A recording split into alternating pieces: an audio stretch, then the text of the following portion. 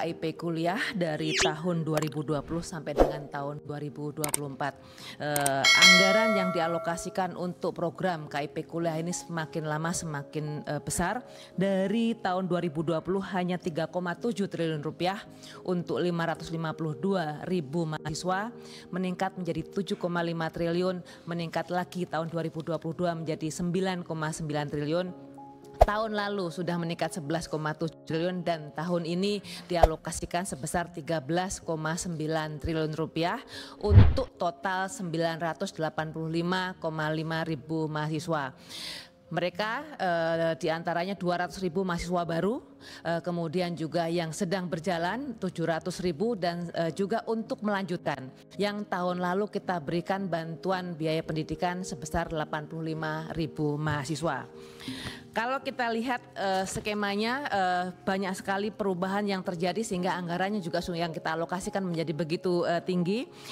Jika KIP kuliah menggunakan mekanisme sebelumnya tahun 2020, besaran uang kuliah hanya sekitar 2,4 juta saja, segitu saja. Kemudian biaya hidup juga 700 ribu per bulan, disamakan di semua tempat di Indonesia.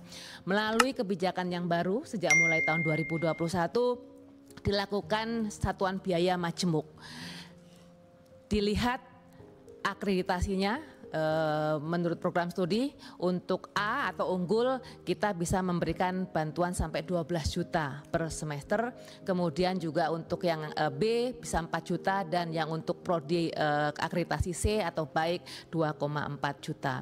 Kemudian biaya hidup juga disesuaikan dengan tingkat kemahalan daerah dari mulai 800 ribu sampai dengan klaster tertinggi 1,4 juta rupiah. Dengan perubahan-perubahan tersebut dan itu berlaku juga untuk yang tahun sebelumnya, maka alokasi anggaran yang kita sediakan tahun ini sampai hampir 14 triliun rupiah.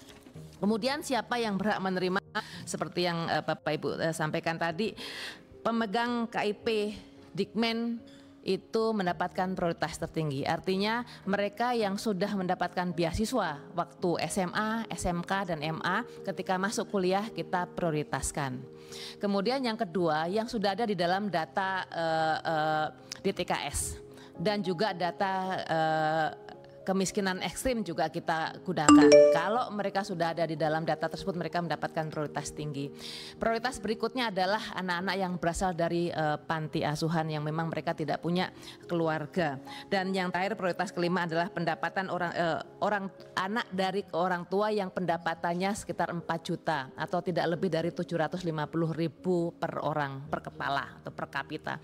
Jadi di atas apa yang sudah dilakukan, perbaikannya, pengembangannya tadi disampaikan oleh Pak Menteri dan juga Komisi 10 bagaimana kita bisa mendukung supaya KIP kuliah ini bisa ditingkatkan lagi.